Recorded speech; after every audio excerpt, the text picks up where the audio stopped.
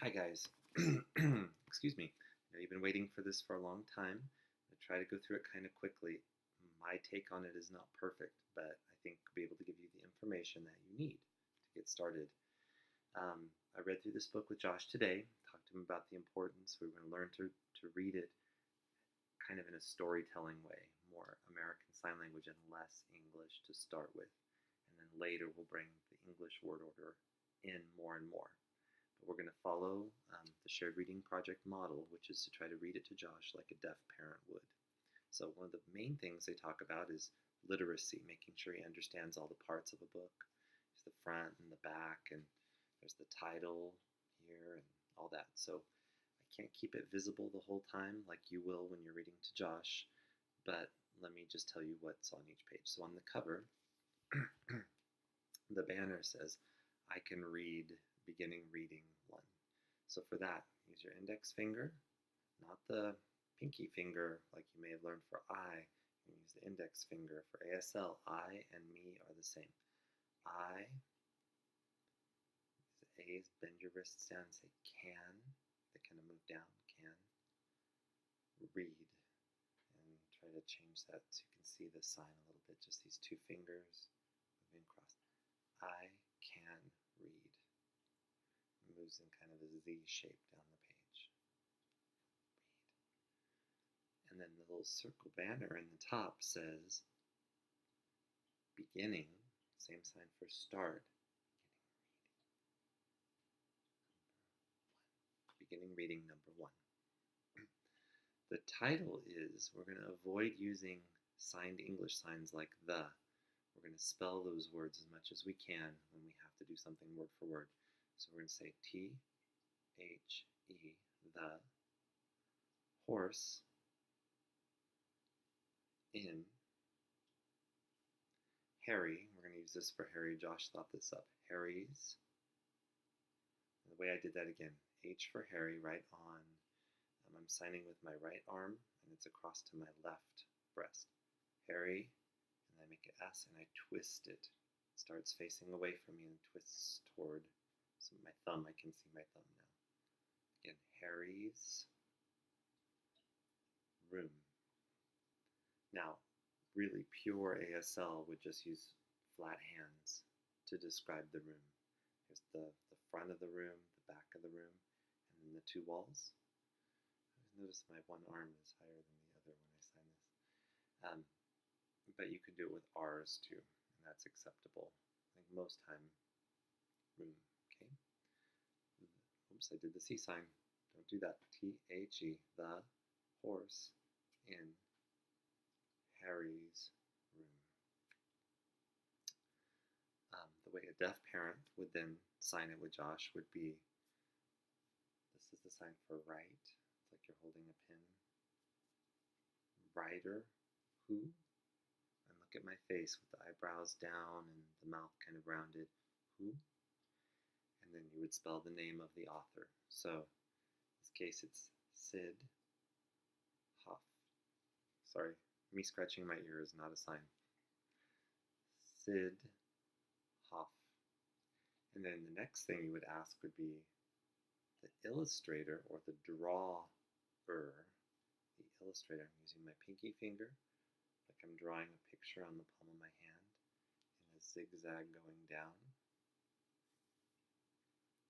Who again, and then spell Sid Hoff.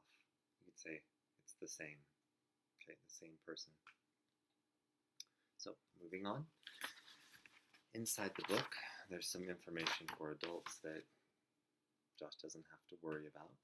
This little thing inside says, hooray! And then there's a blank and it says, just like we signed at the beginning, can read this book.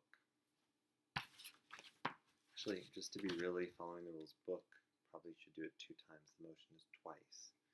In ASL, most of the nouns are signed two motions, so book. All right. The first page here is, that's the same as the information we already read.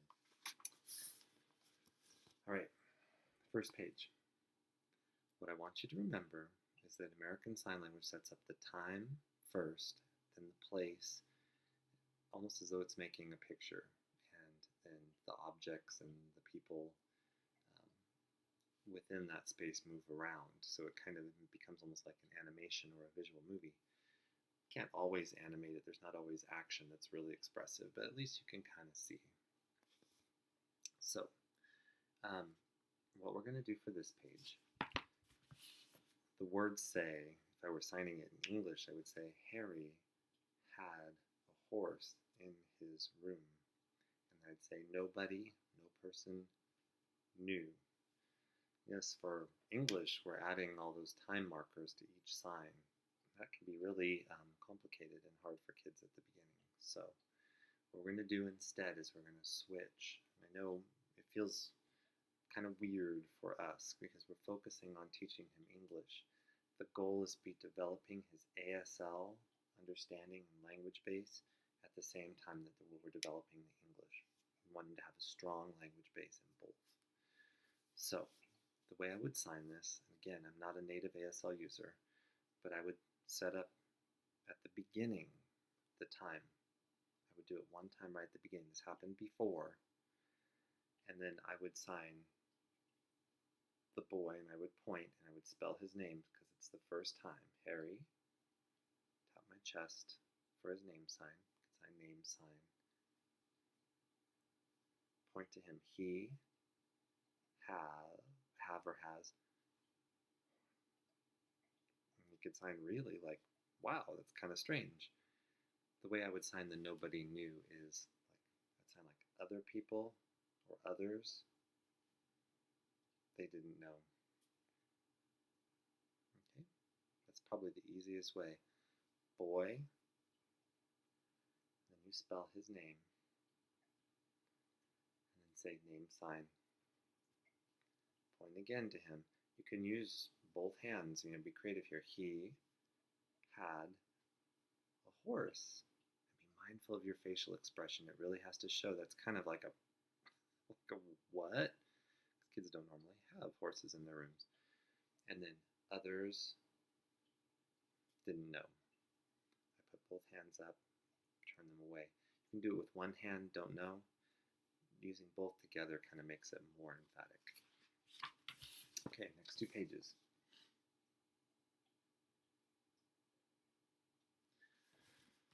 So on page 6, the English words say, he could ride him in a circle without knocking over the chair or the dresser. Not as clear for a child who's trying to learn this through a visual language to start with. So what we're going to do is we're going to set up the room again. Here's the room. Okay. And then we'll point to Harry. We've already set him up. He's here. Okay. If I were sitting in your chair, I'm pointing off to the left kind of diagonally. So I would say, here's the room. He, Harry, could ride it. So I'm showing him riding on this thing. This is just my hand, with these 2 fingers and thumbs out, like, yeah, riding on the hand, okay? Might vary the motion, you can kind of make it more like a rocking horse or like a galloping horse. And you want to gallop it around kind of in a circle. Okay, so you're showing him riding it around. And then you could show within that room, you're going to set up the chair, okay? And then he's riding the horse. Does he bump into it? No. And then you can show the dresser set up here. And he's riding it. Does he bump it? No. Okay. So ASL uses a lot of rhetorical questions to set up negatives in particular. So again, we're going to assign, here's his room, the boy, Harry. He would ride the horse all around, and I'm moving my whole boy riding the horse in a circle. And I'll say chair, and I'll set it up here. Put him back on the horse riding. Does he bump into it? No. The dresser over here, and he's riding it. Does he bump into it? No. Okay. He's saying don't, or nothing, or no. Those are all fine to use. The next page, page 7, says, he could jump him over the bed without hitting his head on the ceiling. Now, again, you can see as I'm starting to sign this that signing the English words sometimes does not make a clear visual picture. So we want to change it. So we've already set up the room. We've set up Harry. We've set up these riding the horse. What we want to do now is show where the bed is. Point to it right here. Show him riding. And then show it jump. And so what you're doing is, again, signing bed, using kind of a claw-shaped hand to set up the bed, put him on the horse, he's riding, he gets there and he jumps over it. Okay, not everything has to be put in the perfect place. You can see, like if I set up the bed here, we don't have to turn my hands to make him jump across. It makes a clear picture even without that. So, again, we have the room, we have Harry, the boy, he's riding on the horse. There's the bed here. He's riding on it and he can jump over it. And just by the motion of your hand, you'll show over. You don't have to sign over. Okay.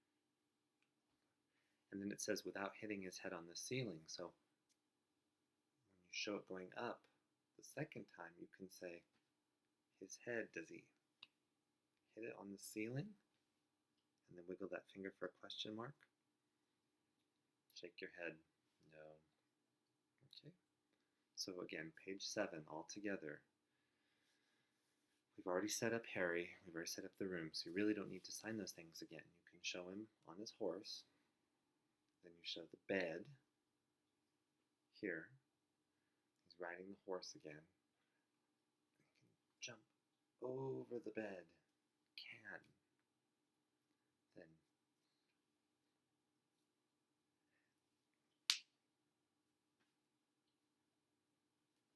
okay, I think that's pretty good, pretty clear.